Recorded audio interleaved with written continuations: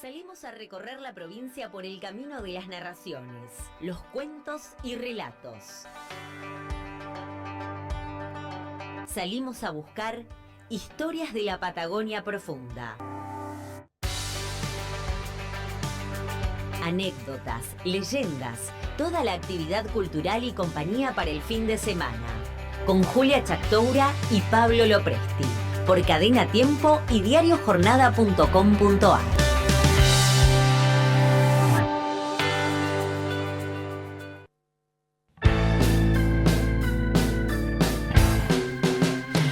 Hola, buenos días, buen sábado a todos los oyentes. Aquí estamos en Cadena Tiempo junto a Pablo Lopresti para acompañarlos este sábado entre las 12 y las 14 con nuestro programa Historias de la Patagonia Profunda. Vamos a compartir mucha información, muchas actividades que se hacen en nuestra provincia y en toda la Patagonia en general, entrevistas, relatos, anécdotas y música. Y hoy tenemos unos invitados especiales. Sí, y unos cuantos libros sobre la mesa. Uno de ellos es Iniciación a la apicultura en el Valle 16 de octubre, Chubut. Su autor es Raúl Copa, lo muestro ahí para quienes están en el streaming, el libro. Y arrancamos con esto, pues ya lo tenemos al autor en el estudio, está con nosotros Raúl, con una gran experiencia en todo lo que tiene que ver con las tareas que desarrolló en el INTA, uno de ellos la de la apicultura. Pero bueno, Julia, presentalo vos y dale pie contando un poco. Raúl, por supuesto, es ingeniero agrónomo, ha trabajado en el INTA, fue director de la Estación Experimental Agroforestal del Chubut, escribió 2 manuales, uno manejo ovino y el otro manejo de pastizales. Y ahora vamos a comentar, entre otras cosas, porque es un hombre múltiple que ha trabajado muchísimo en temas ambientales, se especializó además en el tema de ambiente. Y vamos a comentar esto de la apicultura, que yo cuando leí el libro la verdad me interesó mucho, no tenía mucha idea de que el tema de las abejas, sí, las abejas hacen miel, no podría existir la humanidad sin las abejas, es maravilloso. Así que, Raúl, bienvenido al programa y gracias por acompañarnos y contarnos todo esto que te queremos preguntar. Bueno, cómo no, pregunten nomás. ¿Qué es esto de, la apicultura en un punto determinado con sus propias características? Porque claro, como un neófito en el tema... Sí. Yo pensaba que las abejas hacían miel igual en todos lados, claro, pero bajo condiciones de temperatura como las de un valle frío del 16 de octubre, tiene otras características. Sí, el manejo es distinto. El manejo de las abejas es diferente de acuerdo al lugar. Uh-huh. Las abejas hacen cíclicamente hacen lo mismo ellas para sobrevivir. Ponen huevos, crían, le dan de comer, tardan 21 días para eclosionar el huevo, duran 21 días para salir afuera. O sea, todo eso es para todas.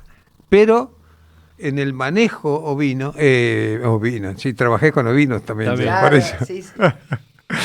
En el manejo de las abejas, es muy diferente de acuerdo a la característica geográfica y del lugar. Claro. Toda mi experiencia práctica está circunscripta al Valle 16 de octubre, que es todo el valle que va desde Esquel, ahí nace en la ruta, y va hasta la cordillera, que son 50 kilómetros, más o menos 6 o 7 kilómetros de ancho, y y yo siempre estuve en las colmenas ahí, mis colmenas, así que el manejo que yo hacía era para ese lugar. Uh-huh. Ahora bien, si hay alguien que tiene colmenas en otra parte, lo que tiene que hacer es, y si quiere tomar este librito como referencia, lo puede tomar. Lo único que tiene que hacer es después llevar las cuestiones ambientales del Valle 6 de octubre, trasladarlas a su propia localidad, ¿no? Hay, por ejemplo, en el Bolsón, no tiene nada que ver con el Valle 6 de octubre, desde el punto de vista apícola, no tiene nada que ver. A pesar de que uno podría pensar... Y están en la cordillera los dos. Claro. Pero una cosa es la cordillera de allá y otra cosa es la cordillera de acá. Hay una cuestión de altura, de suelo. Sí, de humedad, sobre todo de humedad, porque en el Bolsón llueve muchísimo, y ustedes lo ven ahí cuando llegan ahí, es todo bosque, y acá no es No, hay la zona una de parte de Trevelin. bosque y hay parte de cotono. Quiere decir que vos mirás para un lado, ves el bosque. Mirás para el otro lado y ves la estepa, árida. Entonces, entre medio es lo que se llama ecotono. Y ahí en el ecotono es donde se desenvuelve la apicultura del Valle 16 de Octubre. Entonces, hay que tener en cuenta eso. Yo me orienté me siento con autoridad para hablar del Valle 16 de Octubre. Bien. Pero no, o sea, cuando nosotros, yo formé ahí la Asociación de Apicultores en la zona de Esquel, y cuando se nos queman los papeles, lo llamamos a César Masachese, que está en Lago Puelo, Claro. que es el apicultor más referente de toda la cordillera. Entonces, ahora lo llamamos y viene, y nos asiste, y nos aconseja, ¿no? Y nos insiste sobre cosas que yo, por ejemplo, me resistí a hacer ciertos cambios que él me recomendaba. Y bueno, esas cosas se van aprendiendo, o sea, y uno nunca deja de aprender. Lo que siempre tiene que estar, no alcanzan. Yo tengo casi 30 años de experiencia apícola y no me alcanzan. Son pocos. El tema de la temperatura y demás, hay un cuadro muy interesante en esto, Sí. dentro del libro. Sí. Incide seguramente, bueno. como- Eso yo lo tomé de otra fuente informativa, no es Ajá. investigación mía. Yo lo tomé de otra fuente Pero puesta en informativa. práctica es así. Sí, es así, es así. Bien, O sea, eso incide, digamos, en los ciclos de natalidad, sobre Claro, pero sí. además me imagino que debe, como catador, ya te pregunto, debe incidir en el gusto de la miel, ¿no? no, lo que incide en el gusto de la miel es la flora donde ellos traen, la flora de donde ellos traen el néctar. Ujú. Está el néctar que se transforma, que lo sacan de la flor y se transforma en miel. Y está de la flor también sacan el polen, que es ese polvillo amarillo o blanco, depende de la flor, que hay, que son los órganos masculinos de la planta, ¿no? Ah, Es el androceo, o sea que es donde está los pétalos y qué sé yo, pero en la parte central generalmente está el órgano masculino de la flor, que son el polen. El polen, entonces, y lo trasladan a otras, de planta en planta. de planta en planta y forman los frutos y las semillas. Claro. El mejor polinizador es la abeja. Hay otros insectos que hacen ese trabajo, pero el más eficiente y más abundante es la abeja. O sea, la abeja se encarga del 80-90% de la polinización de las plantas. Después hay otros bichos, pero la abeja es fundamental. Por eso es lo que vos decías al principio, que la humanidad no sería posible que sobreviva mucho tiempo si no hay abejas, porque alguien tendría que cumplir esa función y no hay nadie en la naturaleza que ocupa esa función más que la abeja, ¿no? Entonces, Claro, no se generaría la producción de vegetales. no, de no, un ni, montón de cosas. mirá, se ha hecho pruebas en el Valle de Río Negro de que han envuelto plantas de manzanos, lo han envuelto con una red donde no puede pasar la abeja, ¿no? Sí. Como un gran mosquitero, Sí. envuelve la planta. ¿Y para qué lo hicieron? ¿Para qué? Para ver cuántas manzanas salen sin abejas. No sale ninguna. ¡Qué extraordinario! No sale ninguna. Claro, hay plantas, ojo, hay frutales que se autopolinizan. Por ejemplo, el damasco. Entonces, si no hay abejas, se poliniza a sí mismo, ¿no? Ojo. Pero el manzano no. El manzano tiene que tener abejas. Entonces, si no hay abejas, no hay manzana. Y me imagino entonces que hacer una producción mixta de tener manzanos y tener además apicultura sí. es Sería lo un ideal. negocio doble. Sería lo ideal. No sé por qué razón los productores no hacen eso, en general. Ujú. El productor se dedica a la manzana, de la abeja no sabe nada, Claro. ni le interesa saber. Entonces, lo que hace es ponerse de acuerdo con un apicultor para que tenga las colmenas en Cerca. su chacra. Claro. En su chacra, él le presta la chacra, el otro tiene sus abejas, saca la miel y el otro se consigue las manzanas. Está perfecto.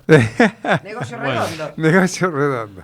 Pero yo si tuviera una chacra con manzana, por ejemplo, me gustaría poner mis colmenas. Claro. ¿viste? Claro.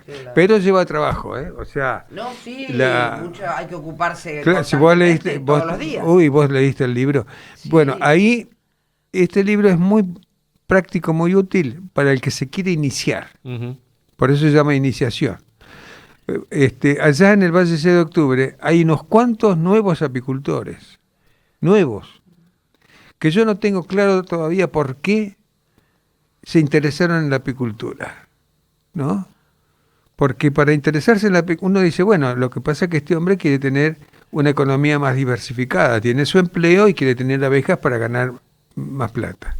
Pero eso lo va a lograr dentro de 8 o 10 años, ¿no? No lo va a lograr el año que viene porque este año compró abejas. No, claro. No, el tipo tiene que aprender el oficio. Claro. Y después saber cómo hacerlas rendir mejor. A prueba y error. No, sí. Por eso todavía no tengo claro el motivo. Ahora, sí, no los corre el tiempo y quieren un recurso a largo plazo, a futuro, bueno, sí, perfecto. Es lo que me pasaba a mí, yo también tenía el sueldo del INTA y en verano vendía los productos, no solamente miel, ¿eh? Ah, No. Hay 6 productos que se producen. A ver. O sea, y tenés la jalea real, sí. que la jalea real es muy difícil prepararla. Acá no se produce, en el país, hasta donde yo sé, no se produce. Había un solo productor que se murió después, y creo que no hay ninguno que lo produzca. La jalea real que se compra en España, pero es de China. Ah, Es de China. Y los chinos son... Es difícil comprar a los chinos, porque hacen lo que vos querés. ¿Querés una miel oscura? Te fabrican una miel oscura. ¿Querés una miel clarita? Te fabrican una miel clarita. La mezclan con jarabes y esas cosas y estás comiendo parte de azúcar y parte de miel. No. Bueno, los chinos son... es simplemente un hecho económico. Es un se hecho hace lo económico. que se- Yo le aconsejo a la ama de casa que esté escuchando que, primero, cuando compre miel en un supermercado, que sea la miel dura, Claro. ya la que está cristalizada. Sí. Esa está pura, ¿no? La otra está rebajada. Si es líquida, que no la compre. Salvo que sea un productor que recién extrajo la miel, la cosechó recién, la tiene todavía líquida y es confiable porque ella sabe que ese productor produjo esa miel. Muy ¿no? bien. Entonces, a un productor sí, pero no a un supermercado que no sabe de dónde viene esa ¿Y miel. de cuánto hace que lo tiene? Y de cuánto hace y quién se la vendió. También. ¿Viste? Bueno. Pero ¿Se puede lo más producir seguro algún tipo de bacteria, algo? No, en no, la no. miel? Porque pierde calidad. pierde calidad porque en vez de ser miel 100% es miel 50% y el otro jarabe con azúcar. Ah, no. Es un jarabe, Claro. ¿viste? Te la mezclan y te le dan el color que quieren, Claro. ¿viste? De los productos que estabas enumerando, dijiste la jalea real, la Jalea miel. real, miel, después el polen. Yo consumo polen todos los días. Una cucharada de sopera disuelta en un poquito de jugo de naranja todos los días en ayuna. El polen es un alimento extraordinario, muy completo, tiene todas las vitaminas. Es muy Y aparte natural, supernatural. los 22 aminoácidos esenciales que tenemos, los tiene todos, que los necesitamos, que los tiene todos. O sea, es un alimento muy, muy completo. Es el alimento proteínico de las abejas. Con eso le dan de comer a las larvas, a sus propias larvas. Y cuando arranca la primavera, el que maneja las colmenas, se tiene que fijar qué cantidad de polen hay guardado, que tienen guardado ellas. Si hay poco polen, uno le tiene que dar un sustitutivo de alimento proteico, ¿no? Para que no le falte. Para que no le falte proteínas Ajá. a esas, ¿no? Una vez que empezaron a traer polen, ya uno duerme ¿Y más dónde tranquilo. lo almacenan el polen? Lo almacenan ¿En las en los celdillas? cuadros, en las celdillas, o sea, alrededor ponen como una media luna así de huevos. Eso lo rodean con otra media luna, pero de polen. Y después a partir de ahí va el néctar, que ellas lo transforman en miel. Entonces, a las larvas le dan una mezcla de polen y miel, ¿no? Bien. Y cuando las abejas no están bien alimentadas en invierno, porque les faltó comida y eso, tiene el vientre más corto que las alas. Uno lo que tiene que mirar es el largo del vientre. Si está más corto, estaba mal alimentado, como los niños. y no están en condiciones de alimentar a las larvas, esa abeja. Entonces hay que alimentar a esas abejas, que les llamamos nodrizas, hay que alimentarlas para que estén bien desarrolladas y puedan alimentar a su vez bien a la cría. A las crías. ¿Qué Sí, otro producto? Y bueno, dije el polen, La jalea, la jalea real, La miel. la cera, la cera. la cera también. También. La cera es como un subproducto porque se saca cera de los cuadros que ya están medio viejitos, ¿no? Y que ya hay que reemplazarlos. Entonces de ahí sale cera.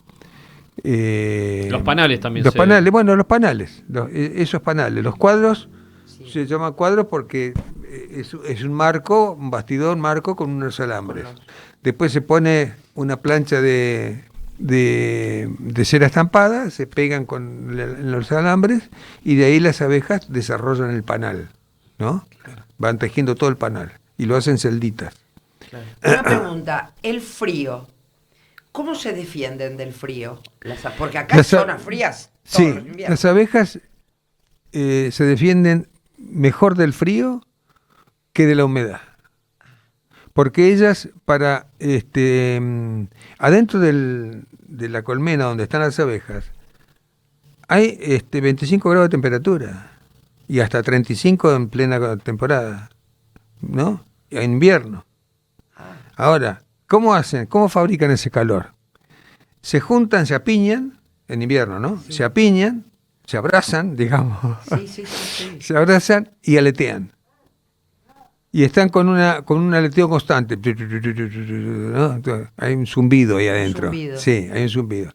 Y las abejas que están en el borde de esa pelota de abejas se van metiendo adentro y salen otras. Se van reponiendo los lugares. Se van reponiendo los lugares para que las abejas de afuera no mueran de frío. Claro, exactamente, para conservar el calor.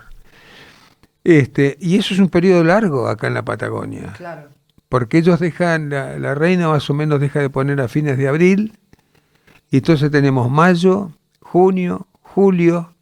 En julio empieza la postura, la reina, en pleno invierno, empieza la postura, ¿no? Pero después, la temporada realmente empieza cuando sale el diente del león. Ah, ¿esa es la flor preferida? Esa es la flor que... ¿O la primera? No, las primeras son de frutales, sobre todo los frutales de carozo, esos que florecen temprano. Pero acá, en esta zona, no abundan los frutales de carozo. Hay un manzano, un manzano no es de carozo.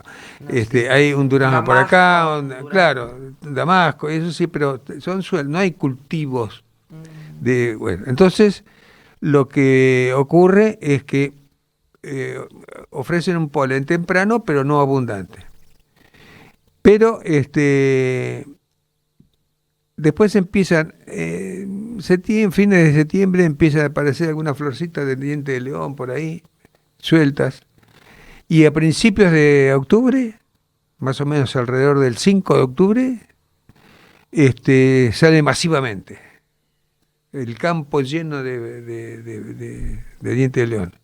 Entonces ahí ellas se nutren de néctar y de polen. Cuando sale el diente de león yo dormía tranquilo. Claro. Y durante el invierno que acopian material, ¿cómo se alimentan? No. Hibernan casi. Hibernan. O sea, ellos estuvieron acopiando material durante abril. Marzo, abril, ¿no?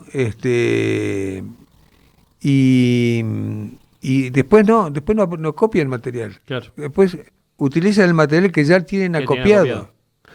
Entonces, ¿qué pasa? Si el productor no lo dejó muy ambicioso, no le dejó reserva invernal, esa colmena muere, se muere de hambre. Claro. Hay que dejarle una buena reserva invernal, porque ellos necesitan todo el invierno, que acá es muy largo, necesitan el invierno para sobrevivir. Claro. En el bolsón pueden dejar menos cantidad. ¿Por qué? Y porque la temporada empieza muy temprano, termina muy tarde, entonces... Más meses de acopio. Claro, hay más meses de acopio y menos meses de no acopio donde las abejas consumen. Pero acá es más largo el tiempo. Entonces hay que tomarle la mano a esa reserva invernal. Y eso es una de las cosas que el productor tiene que... Ahí en el librito que yo escribí, le señalo al principiante lo que tiene que hacer mes por mes. Todas las actividades que tiene que hacer mes a mes. Eso es una guía. Claro. Y yo arranco con el libro diciéndole, lea este librito, lea otro de César Masachese, que él escribió allá en el Bolsón, y no lea más. No lea otras cosas. Lea otras cosas cuando usted ya tiene experiencia en esto. Porque si no, se va a agarrar una confusión terrible leyendo cosas que no son apropiadas Que para... no son de este clima, de esta zona. Exacto, Va que a, no estar son va a estar sobreinformado. sobreinformado, y entonces va a decir, pero esto qué lindo, lo voy a probar, voy a probar. Para acá no sirve. Claro, entonces después se la pasa probando cosas que no sirven. Cuando tengas, qué sé yo, 5 o 6 años de experiencia, entonces ahí leí lo que te dé la gana. Claro. Pero mientras tanto, manejate con los que escribieron Bien específico. localmente. Acá este valle, por ejemplo, el Birch, es muy distinto a aquello también. Es muy distinto. Son áreas muy, muy diferentes. Una última para ir cerrando, se nos va el bloque. Ay, qué lástima, yo tengo... Estamos Vamos hablando... no va a ser la última. Estamos hablando con Raúl Copa, ingeniero agrónomo, especialista Me gustaría que me en la explique. cuestión de la apicultura. A mí Vos debés- me gustaría explicarle mi experiencia como novato también. Vamos a esto va a quedar así porque la gente va a preguntar, los Sí. que estén interesados van a querer saber. Yo cuando empecé también Sí. estaba ciega. Vos debés haber podido comparar la miel que se produce, las mieles que se producen en esta zona de la Patagonia con otras de otros lados. ¿Cómo las catalogarías en calidad? Y mirá, las mieles cuando no están contaminados o tergiversadas, digamos, bueno, hay una palabra más. La miel son todas de buena calidad, todas. Ujú. Cuando No es miel, Cuando son naturales. falsificadas. cuando es miel pura. Ujú. La diferencia está en el gusto. Claro. Entonces, hay personas que les gusta la miel más fuerte y más picante, que esa es la que se consigue más sobre el otoño. ¿Por qué? Acá en esta zona, sobre el otoño, las abejas suelen aprovechar los azúcares que producen insectos, Ajá. ¿no? Pulgones que producen sustancias azucaradas, que si vos dejas un auto abajo de un sauce, se te llena todo de azúcar, Sí, sí. ¿no? Bueno, se te chorrea todo. Sí. Bueno, ese azúcar la aprovechan las abejas. Eso después hay que ellas las pueden aprovechar dentro de la colmena, pero después si vos lo querés aprovechar tenés que conseguirla derritiendo el panal, la cera. Sacás la cera por un lado, la miel por otro. Esa es una cera oscura, más fuerte, más picante. Y después, de acuerdo también a la qué sé yo, A la por ejemplo, floración a la que floración, tenga. por ejemplo, vos tenés el alfalfa, el melilotus, esa flor que le dicen falsa alfalfa, dan una miel muy clarita, Ujú. muy dulce y muy clarita, ¿no? Que vos la mirás y esto parece agua, ¿no? Es Contra otra. Entonces, la diferencia está, no podemos decir que esta es de mejor calidad que esta, no, la calidad es la misma, son buenas las dos. Lo que varía es el aporte que te hace al gusto tuyo cuando vos compras una miel. Claro. Vos- Qué bueno saberlo eso. Porque Sí, a sí. veces uno cree que este producto, ¿por qué tan clarito? Es otra flor. Bueno, Es ya muy lo rica la sabemos. miel del flor. Claro. Claro. Bueno, Raúl, Muchas gracias por, Bueno, por la sí, visita. bacanudo. Volveremos a charlar con vos porque además tenés una amplia experiencia en muchos otros temas Sí, hay otros temas también. de cuestiones de campo y demás. Sí, sí, sí. Yo me especialicé en el INTA en el manejo vino en condiciones desérticas. Claro. Que es todo un tema en esta Uy, época sí. de Justamente acá. despoblamiento de campos. y de demás. campos Claro. con la nieve. Qué bueno. Bien. Bueno, vamos a seguir conversando de este tema Bueno, cuando y te quieras. tengo una propuesta para hacerte para dar una charla en otro lugar también sobre este tema. Bueno. Sobre cooperativismo en el trabajo de la apicultura. Bien. Ya lo vamos a Bacano. conversar. Y vamos a charlar hoy de un tema histórico. Vamos a conversar con Fabio Arce de la Cordillera, profesor de historia. Vamos a hablar de la Machi Camaruquera, María Qué de Pul. lindo tema. Hola Fabio, ¿cómo va? ¿Qué tal? Buenas tardes, ¿cómo les va? Un gusto saludarlos nuevamente de acá de Trevelin. Estamos no podemos decir con nieve porque ya se fue, pero hoy a la mañana tuvimos ahí un poquito de nieve. Sí, en la montaña hay bastante nieve, así que bueno, estamos disfrutando un poco el frío. Se viene un pronóstico, hoy leí un pronóstico bastante duro para la semana que viene, en nieve, en frío, en viento, en polar, así que hay que sacar los ponchos y usarlos. Sí, exactamente. No hemos tenido nieve en abundancia como otros años, en donde ha habido bastante cantidad, digamos, y demás. Sí, mucho frío, un par de grados bajo cero, pero bueno, todavía el invierno no termina. No, Más claro. allá de que han llegado los teros y todo, pero todavía no termina el invierno. Fabio, bueno, para quienes no la conocen, ¿quién fue la Machi Camaruquera, no? Sí, es un tema sumamente interesante, como vos decís. No es un tema, si bien es un tema histórico, el personaje en sí, Doña María vivió las décadas, aproximadamente las primeras décadas del siglo pasado, pero bueno, me gustaría hacer mención en principio digamos, a la actividad que no tiene que ver o no la podemos catalogar como de curandera, ¿no? Porque es una actividad propia de diferentes pueblos en realidad, pero bueno, en este caso del pueblo mapuche tehuelche, en donde se la denomina o se los denomina machi a las personas que tratan de llevar adelante y de acompañar a ciertas afecciones con remedios ancestrales, es decir, con plantas, ¿sí?, que se recolectan en diferentes lugares, que ellos a lo largo de la historia,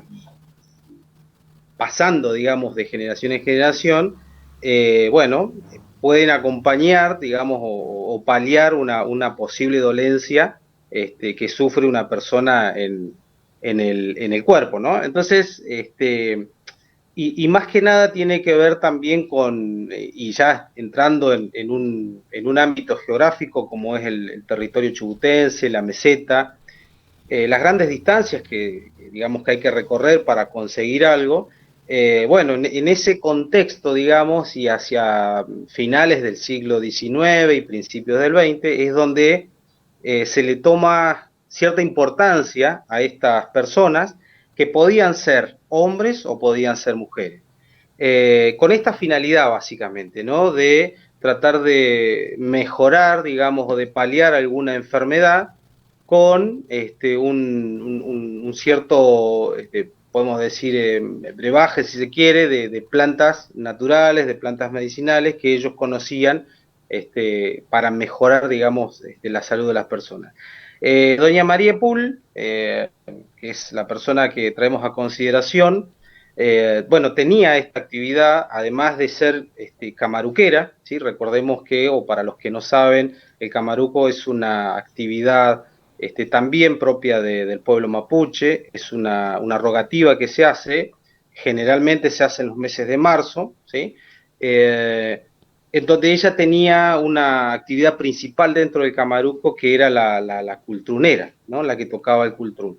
Doña María, bueno, no hay fechas ciertas, digamos, de nacimiento, incluso tampoco el lugar de nacimiento, algunos la han buscado o han buscado su fecha en el vecino país de Chile, y otras actas y demás aparece como nacida en la zona de Coyoncurá, ¿sí? Hacia 1867. Supo vivir en nuestra zona, en lo que hoy es la provincia del Chubut, en el paraje que se denomina Cerro Negro, ¿sí? Entre los departamentos de Paso de Indios y Mártires, aproximadamente a 80 kilómetros de lo que hoy es Gobernador Costa. Es una zona obviamente típica, digamos, con características de la meseta chubutense, en donde, bueno, las distancias y en relación a los caminos, obviamente se hacía en ese momento de muy difícil acceso, ¿no? No obstante, muchas personas de acá de la zona, incluso Trevelin también, la buscaban y buscaban curarse de estas enfermedades, y lo hacían, bueno, el traslado obviamente se hacía en auto, se hacía en camión, pero también lo llamativo de esto que se hacían grandes distancias a caballo para buscar estos remedios. Gente como les mencioné anteriormente, de Trevelin, de Corcovado, mucha gente de la zona de lo que hoy es Gobernador Costa, José de San Martín, Río Pico. Incluso tengo un tío que en su momento, bueno, me contó que él iba a caballo a llevar la orina, digamos, de las personas que padecían cierta enfermedad, bueno, para que la abuela les receta algún medicamento en particular. Paso de Indios también fue, podemos decir, jurisdicción de ella, y también la gente se trasladaba a este lugar. La verdad que es un tema muy interesante. Hacías mención ahí hacías mención a la orina. Ella con solo ver la orina podía diagnosticar, ¿no? Totalmente, totalmente, es así. Por eso mismo se llevaban. Hay un libro muy interesante que fue editado por la editorial de la provincia del Chubut, donde en la tapa lleva su nombre, que contiene, además de una biografía propia de la abuela, una serie de testimonios de personas que iban a visitarla o que escuchaban hablar por lo menos de las visitas que se le hacía. Y en ese libro, bueno, menciona esto, ¿no? Que se llevaba la orina en botellas de vidrio, y era prácticamente una especie de prueba, ¿no? Para ver, y la abuela con solo mirar sabía o detectaba cuál podía ser la posible afección que tenían las personas que se lo mandaban. Hay un relato, perdón, hay un relato sobre ese tema. Cuando Eva Perón se enferma gravemente, le llevan en un frasco las aguas, como se decía, la orina, y ella mira el frasco y le dice: esta persona no puedo curarla, no tiene cura. Es así. Exactamente. Creo que sí, en el libro que publicó la nieta, Juana, ¿no? Está esta historia. Sí, totalmente. Está en el libro justamente esto que ustedes mencionan. Bueno, charla todo esto, se comenta a través de los testimonios de las personas que iban, y aparece también lamentablemente la consulta que se le hace en relación a la vida de Eva Perón y demás, y ella efectivamente dice que hay una enfermedad cierta, real, pero que ya es tarde para poderla curar. En relación a esto... Sí, en ese sentido, quien tenía tratos, dicen, con María Pule era la madre de Juan Domingo Perón, que ella es la que le dice a su hijo que la lleve, y él retrasa en creer esto, y bueno. Sí. Pasa totalmente, lo que pasa. Porque sí, teniendo en cuenta la familia Perón, obviamente tenía conocimiento del terreno patagónico, entonces sabía las costumbres y demás que se manejaban en esta zona, ¿no? En relación a esto también es importante remarcar la importancia que tenía la abuela, que de hecho hasta una pista de aterrizaje de avión se había hecho en Cerro Negro, porque gente de Comodoro también venía a visitarla. Entonces, bueno, habían, digamos, una serie de cuestiones que había que mejorar para que la gente pueda acceder a visitarla, ¿no? Por otro lado, también es interesante rescatar la atención que la abuela daba cuando la gente llegaba, porque bueno, les cocinaba, les preparaba el alojamiento, ¿sí? Había mucha gente que iba a caballo, que tardaban días en llegar, entonces había que alojarla de alguna manera, y les cocinaba. Para esto tenía una quinta, también contaba con algunos cuantos animales, entre ellos caballos de silla, yeguarizos que se consumían, ovejas y cabras también. Había todo, digamos, una actividad que podía solventar y alimentar a todas las personas que iban. Este saber, bueno, hay diferentes fuentes, diferentes contadas de cómo lo recibe, pero también se dice que el Amachi lo podía otorgar a quien supiera, a quien ella sintiera que tenía también ese poder. ¿Tenés conocimiento, testimonios de gente que hayan recibido este saber del Amachi? Sí, entiendo a través de los testimonios que figuran en el libro que una de sus nietas habría quedado justamente con este saber ancestral, ¿no? Esta posibilidad de paliar algunas enfermedades con estos conocimientos propios de cada persona. De hecho, como les mencionaba, es una actividad que hasta el día de hoy, ¿sí? Los machis y las machis siguen todavía con estas prácticas ancestrales. De hecho, nosotros tenemos gente que viene del vecino país de Chile y demás, y bueno, a atender en determinadas comunidades, ¿no? Es una actividad milenaria, podemos decir, que hasta el día de hoy se sigue practicando. Es que la machi tiene que tener una doble sabiduría. Por un lado, la sabiduría de las plantas medicinales, cuáles, cómo, para qué, pero por otro lado, una percepción de la enfermedad de la persona, según los síntomas y demás. Eso es algo fantástico, considerando que esto viene de miles de años, no es una cosa que se improvisa. Y además yo sé que las más ancianas, entre sus descendientes, observan quién es bueno para el tejido, para el telar, quién es bueno para la medicina, quién es bueno para otra cosa, y saben a quién traspasarle. En algunos casos es a un miembro varón, y en otro caso mujer.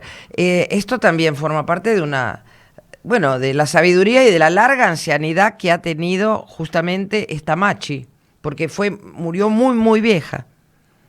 Sí, yo les decía que había nacido en 18 aproximadamente, fines del siglo XIX, y falleció en la década del 60 del siglo pasado. Es decir, que vivió muchos años en el lugar practicando justamente esta actividad. Por ahí también rescatar lo que vos mencionás, Julia, esto es muy importante también, esta división, si se quiere, de tareas dentro del pueblo, del pueblo mapuche en este caso, mapuche tehuelche, digamos, todas ellas importantes, ¿no? Esto que vos mencionás, las tejedoras de telar, las personas que van a paliar enfermedades, el conocimiento por alguna técnica ancestral en relación a la madera también es importante, en fin, determinadas actividades que van a existir dentro de diferentes comunidades. Es que ¿no? que además esto, le exigen a cada uno que se dedique a lo que potencialmente es mejor, que es mejor para toda la tribu, para toda la comunidad, que el que tiene propensión y habilidades en tal cosa, no se ponga a hacer otra cosa, hace eso, que esto es lo mejor para todos. Me parece muy inteligente. Sí, totalmente. De hecho, nosotros si nos ponemos a estudiar quizás algunas culturas ancestrales, y bueno, el pueblo mapuche, que yo he trabajado bastante sobre él, también, digamos, hay un gran conocimiento, ellos tienen un gran conocimiento y sabiduría, por ejemplo, en la madera. ¿Sí? Yo me encontré haciendo un estudio, porque de hecho yo trabajo la madera, soy descendiente también, y me encontré con que, bueno, con herramientas que tienen miles de años, que han sido utilizadas y el uso y la construcción incluso de las herramientas, bueno, se han pasado de generación en generación. Esto es sumamente interesante, el conocimiento de la madera, de hecho ellos no cortan un árbol, sino que trabajan con la madera que está caída. Hay, digamos, una serie de actividades, ¿sí? Incluso que están vinculadas con conservar el ambiente, ¿no? Claro. Bien, ahí volviendo a la Machi, María Pool, también habían médicos que les derivaban pacientes, ¿no? Esto es... Sí, habían algunos médicos que le derivaban pacientes, exactamente, como vos bien decís, pero habían otros médicos, ¿sí? De hecho, hay un testimonio de una denuncia que se le hace de un médico de Bolsón. Inclusive la abuela va presa unos días, ¿sí? Porque, digamos, este médico, digamos, la denunció por estar practicando, ¿sí? Este tipo de actividad. La abuela va presa y se pasa, bueno, un par de días en un calabozo en José de San Martín. O sea, En este porque caso, le sacaba clientela en realidad, ¿eh? Eso es lo que le dolía al médico. Mira, después está esa anécdota que me han contado que alguna vez le llevan la orina y mira la orina y dice, este caballo no tiene nada. Este caballo no tiene nada. La querían engañar a ver si decía una macana. exactamente, sí, yo me habían contado la anécdota, digamos, como que ella había mirado también la orina y le había dicho a su mamá, es un animal. Sí, claro, Claro, sí. Llevaban la, Sí, tiene varias, ¿no? tiene varias Sí, reescrituras, sí, sí. digamos, la Sí, anécdota. sí, sí. Bueno, qué linda Eh, anécdota, ¿eh? Sí, otra cosa que por ahí me gustaría resaltar, que nosotros, digamos, hablamos de María Pool, hablamos de comunidades, hablamos de personas, y digamos, lo interesante es que también todas estas personas tenían, digamos, un importante desarrollo en el lugar y un asentamiento también de por lo menos 1500 años antes del presente, en esa zona, ¿no? No es que llegaron, se establecieron, hubo un repoblamiento después de la conquista del Cerro y demás, pero toda la zona de José San Martín, Gobernador Costa, Cerro Negro y Paso de Indios fue habitada anteriormente también por ancestros de estas personas, ¿no? Claro. Hay un campo allí, en Don Pablo, hay un registro arqueológico de 5.000 años. Claro. Exactamente, exactamente. Pleno Valle del Genua. Claro. Bueno, Fabio, te agradecemos por esta comunicación. Seguiremos teniéndote en el programa con otros temas. Te mandamos un abrazo grande. Con todo gusto. Un abrazo, saludo para ustedes y la Gracias, hasta audiencia. pronto. Bueno, hablamos con Fabio Arce, periodista, porque ha trabajado en el periodismo, profesor de historia, charlando sobre la Machi de Cerro Negro, María Pool. Y ya estamos en un nuevo bloque de historias de la Patagonia Profunda con nuestra invitada, en realidad, en línea. Se trata de Pilar Ochoa, directora de Cultura de la ciudad de Esquel. Hola Pilar, ¿cómo estás? ¿Qué tal? Buenas tardes, ¿cómo están ustedes? Gracias por comunicarse. Bien, bien, gracias a vos por estar ahí. Y te llamábamos básicamente porque, bueno, Esquel tiene uno de los puntos de interés, es la comunidad Nahuel Pan y dentro de la comunidad Nahuel Pan, el Museo Nahuel Pan. Queríamos charlar un rato sobre este museo. Bien, ¿qué quieren que empecemos a contarles del Museo de Nahuel Pan? Contanos un poco la historia del museo, no muchos la conocen. Tuvo en el medio un traspié porque hubo un incendio y bueno, hoy está de nuevo en funcionamiento, pero contanos un poco a todos cuál es la historia, la génesis de este museo. Mira, el museo funcionaba una parte de ese museo que representaba un poco las culturas originarias acá en la Secretaría, hoy lo que es la Subsecretaría de Cultura, en Belgrano, 330, en el centro de la ciudad. Después, cuando cambia el gobierno en el año 2000, se cambia un poco, porque este museo se llamaba Museo Indigenista, y tiene que ver un poco con cambiar el nombre conceptual que tenía en ese momento, ¿no? Que era... no contribuía mucho a fortalecer el diálogo entre la comunidad. Esa denominación llevaba, ¿no?, un concepto bastante erróneo de la época y debía cambiarse, y ahí es cuando se empieza a denominar Museo de Culturas Originarias Patagónicas. El Museo de Nahuel Pan. Se sacan de acá, se empiezan a sacar las piezas, se consigue una casa del ferrocarril, ahí mismo en la misma comunidad de Nahuel Pan, que está entre 15 y 17 kilómetros de la ciudad, camino a la costa, por la ruta. Se empieza a emplazar ahí el museo y se empiezan a convocar a distintos artesanos que trabajaban un poco con la cultura, ¿no? Desde la platería, la alfarería, como a recuperar un poco las piezas que debían estar en el museo esas representadas, además de todo lo que tenía que ver con los telares. Ahí es donde se empieza a emplazar el museo, se trabaja con la comunidad, ya a principios del 2000 se cambia, como te decía, el nombre a este museo, y se le empieza a dar como otra impronta, ¿no?, al museo, de que tenía que ser más de un tipo etnográfico, que debía representarse más la cultura, que era necesario preservar el pasado, el presente, que había que exhibirlo adecuadamente en distintos soportes, y ahí es donde se empieza a trabajar con este museo.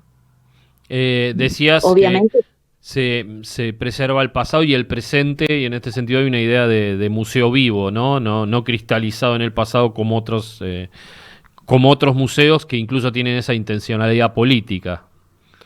claro, sí, tenía que ver justamente con eso, ¿no? Con una apertura de los cambios que se veían a nivel mundial, de empezar a mostrar todas estas etnias que en un punto estaban como, ¿no? Porque ya te digo, en este museo anteriormente era también de ciencias naturales, o sea que no era un museo indigenista propiamente dicho en su momento, sino que había una mezcla de un todo, ¿no? Porque también teníamos acá exhibidos hasta animales de la costa. O sea, no se trabajaba la territorialidad en ese momento acá. Cuando se piensa en llevarlo a Nahuelpan, ya era otra la impronta que había de mostrar la comunidad de Nahuelpan propiamente dicho.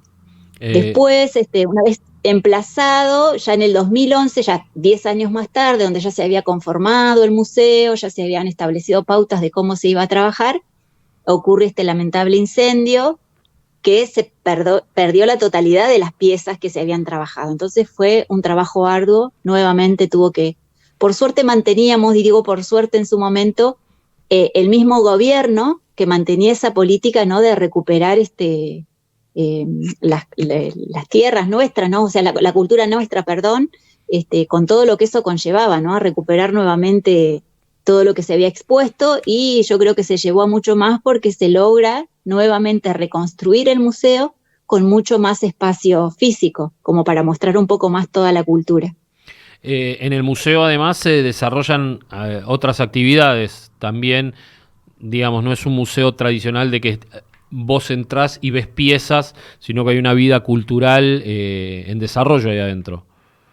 Sí, continuamente. Quedan aún salas, te cuento que quedan aún salas por armar y para que se lleven a cabo actividades para lo que fue fundado realmente el museo, ¿no? Que era dar charlas, dar talleres, que participe la comunidad misma. En su momento, la intencionalidad del gobierno de turno en su momento fue que la misma gente de la comunidad participara del armado del museo, y se llevó a cabo que también que personal que atendía el museo eran de la comunidad, y sino que tenían raíces mapuches tehuelche, ¿no? Que eran los que de algún modo u otro iban a transmitir su cultura. Era la mejor manera de mostrar la cultura, ¿no? Desde las raíces mismas.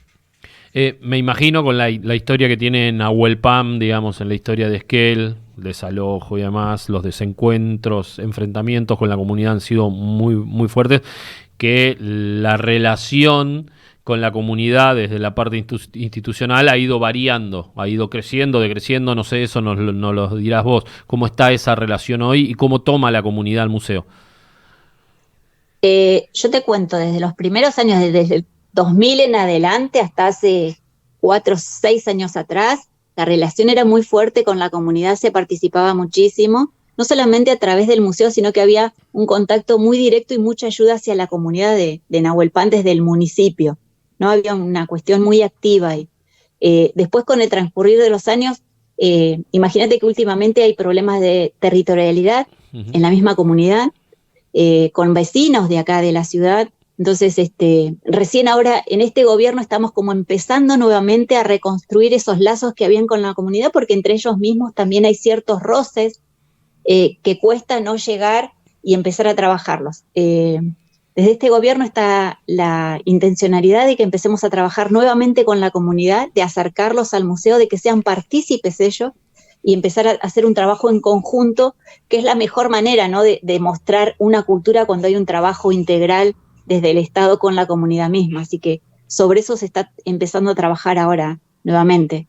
Llevamos recién 6 meses de gobierno y están planificados ahora. Imagínate que nos encuentra el invierno, que es bastante complicado acá, y la comunidad de Nahuelpan no está centrada en el mismo lugar donde está el museo, están todos dispersos a varios kilómetros de distancia, entonces ahora el clima también nos imposibilita llegar a encontrarnos, a juntarnos, y para llegar a ese encuentro tenemos que esperar que mejore el tiempo, porque hoy toda la gente que vive del campo cuida los pocos animales que tiene, trabaja ahí mismo en la tierra, entonces salir, hoy el tiempo nos imposibilita muchísimo, más que nada a ellos, ¿viste? Llegar a un encuentro, pero está planificado, ahora entrando la primavera, hacer un encuentro con la gente de la comunidad para volver a reconstruir esos lazos que habían de contacto directo entre el municipio, el Estado y ellos mismos, ¿no? Que son los originarios de ahí del lugar y con los que debemos trabajar y continuar con el mismo trabajo que yo te contaba. Hay salas del museo que hay que volver a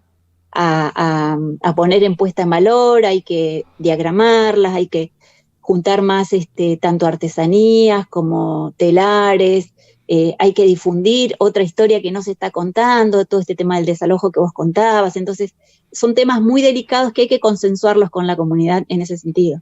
¿Están dictando talleres la gente de la comunidad en la sede del museo o en otros?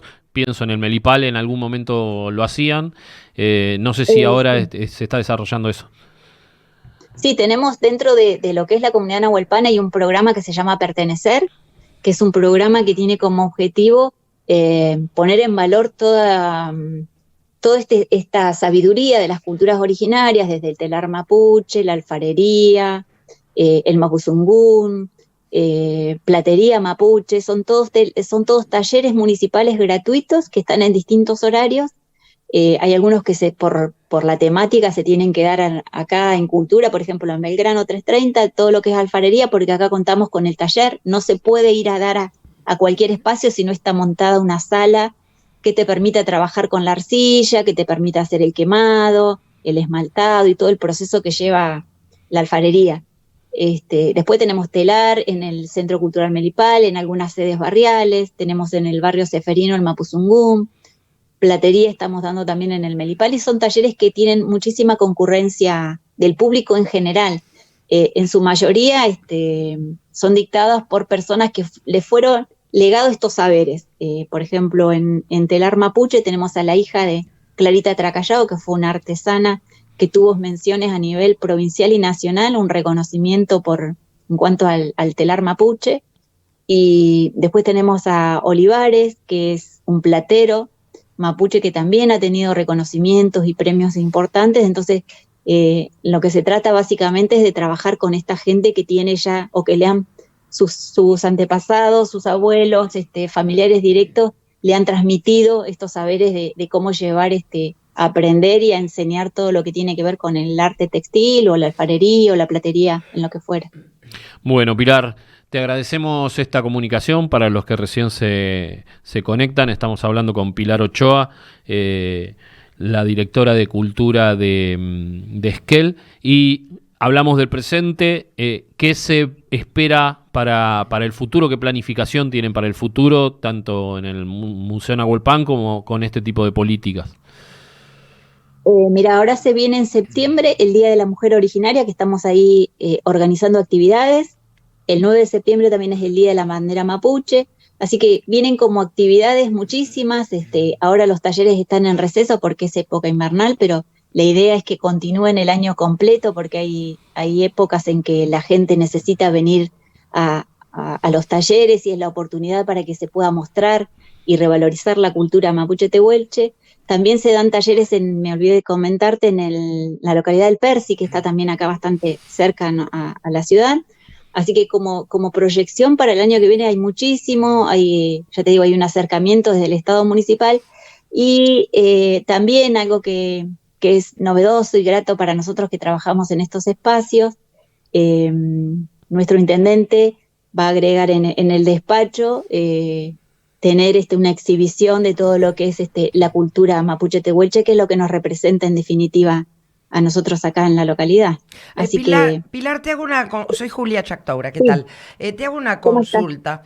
A nivel provincial, históricamente la Secretaría de Cultura tenía el Salón Celestina Currumil, que era donde se exponían y se concursaba y se premiaba a muchos artesanos. Esto hace un tiempo que dejó de hacerse. ¿Tenés idea si se retoma o si eso quedó ahí medio stand-by? ¿Qué pasó? Porque es una pena que a nivel provincial no continúe ese espacio, ese salón importantísimo. Mira, yo sé que hay reuniones previstas con la gente de cultura. Yo asumí hace un mes recién, todavía no cumplo el mes. Pero sé que el subsecretario de Cultura viajó hace menos de un mes a Rawson y hubieron algunos contactos como para retomar actividades que ya se venían haciendo y que ponían un poco en valor todo lo que tenía que ver con la cultura mapuche tehuelche. Así que yo creo que hay cuestiones como esas que se van a volver a retomar. Asimismo, nosotros también empezamos como a iniciar este contacto que se hacía anteriormente, como esto que vos decías, que pone también un poco en valor el trabajo que hace el artesano, ¿no? El artesano nuestro, y que representa un poco la cultura, y es lo que, si nosotros no ponemos eso en valor y no reforzamos a que esas actividades que se venían haciendo de alguna manera daban un valor agregado a todo este trabajo, si no lo hacemos desde el lado los funcionarios, dista mucho de que del común de la gente se pueda hacer, ¿no? O sea, somos nosotros los quienes debemos llevar nuevamente estas actividades a cabo y volverlas a poner en funcionamiento, ya que tanto resultado daban, y más que nada pensando en esto, ¿no? De, como digo, poner en valor esta cultura que hoy por hoy, por todas estas cuestiones de territorialidad, estamos teniendo como ciertas divisiones en la comunidad y que no son buenas para nadie, no para un lado ni para el otro. Bueno, Pilar, muchas gracias. Estaremos comunicándonos seguramente en otra oportunidad con vos por otros temas. Te mandamos un abrazo desde acá. Muchísimas gracias a ustedes por el contacto, y los invitamos a que cuando estén por acá se acerquen a visitar el Museo de Nahuel Pan. Tenemos también otros museos acá en la ciudad, pero como para conocer la cultura mapuche tehuelche de fondo, acérquense hasta la comunidad. Cómo no, mucho éxito en tu gestión. Muchísimas gracias. Bien, hablamos con Pilar Ochoa, directora de Cultura de la ciudad de Esquel. Último bloque de historias de la Patagonia Profunda, cortito antes de irnos.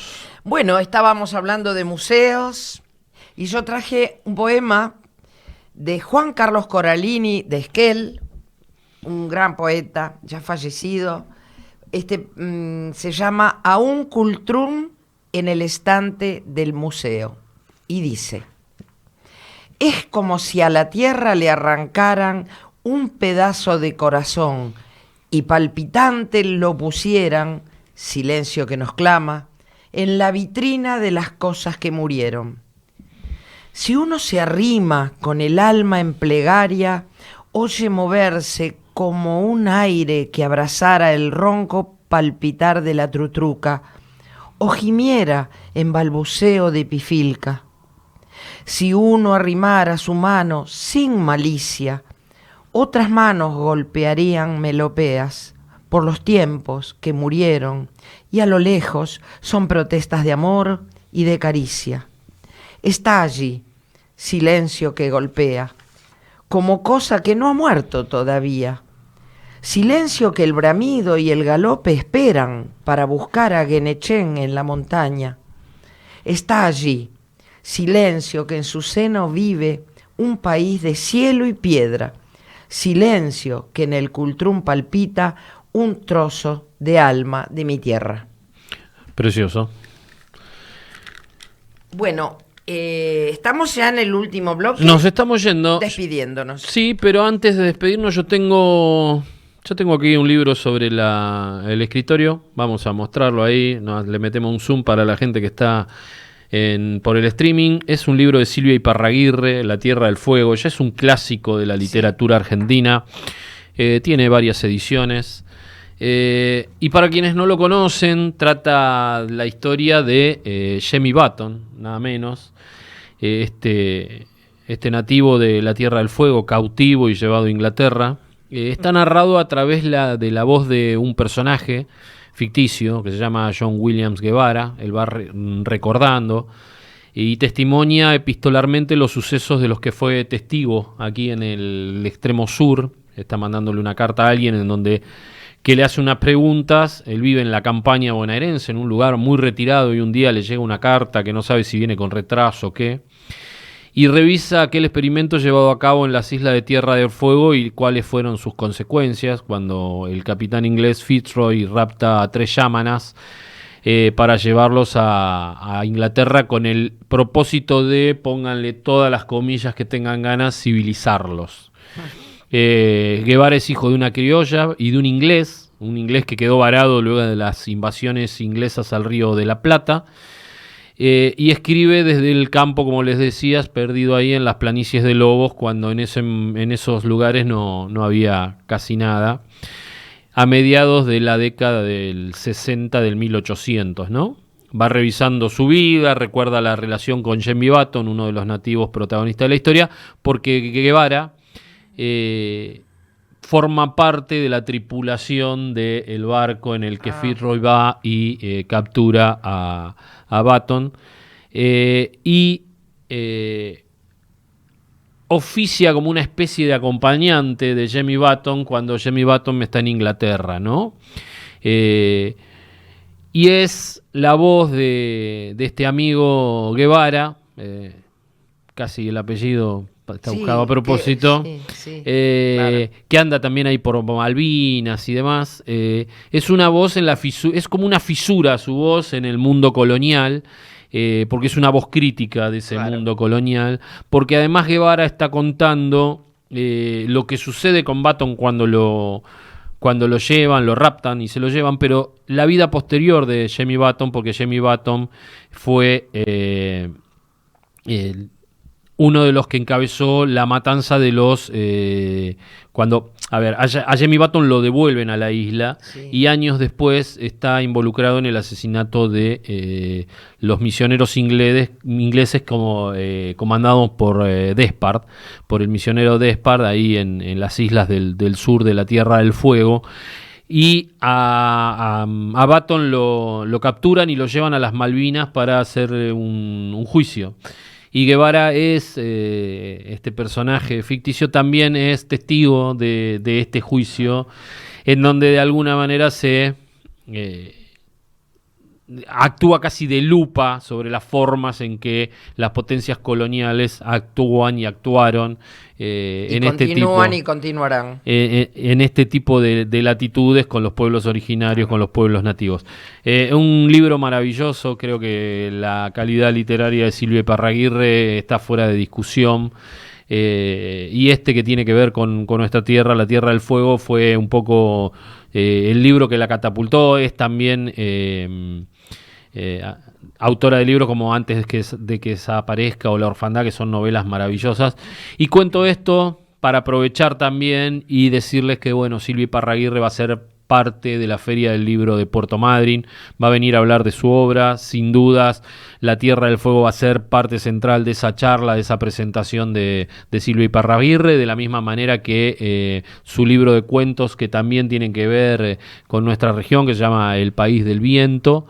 Va a estar dando una clase, además de esa charla, va a dar una clase de literatura rusa. Su último libro se llama Clases de Literatura Rusa, y si tenemos suerte va a también estar en el programa, ahí hay que verlo con la distribuidora y demás, un documental que no ha circulado tanto todavía, es bastante reciente, sobre Abelardo Castillo, el ex marido, en realidad el marido de Silvia, viuda de Abelardo Castillo, una de las figuras más importantes de la literatura argentina. Así que esto va a ser en la Feria del Libro de Puerto Madryn, que se hace del 12 al 15 de septiembre, allí en el edificio de la Universidad del Chubut. Se pueden ver los horarios de la charla y demás, las redes sociales de la LU17, que es coparticipante en la organización de la Feria del Libro, o en las redes sociales de la Secretaría de Cultura de Puerto Madryn. Así que bueno, con esto nos despedimos. Noticia, Silvia Iparraguirre en Madryn, su libro La Tierra del Fuego, un clásico, seguramente va a ser parte central de esa charla. Y con esta buena noticia, nos despedimos de un nuevo programa de Historias de la Patagonia Profunda.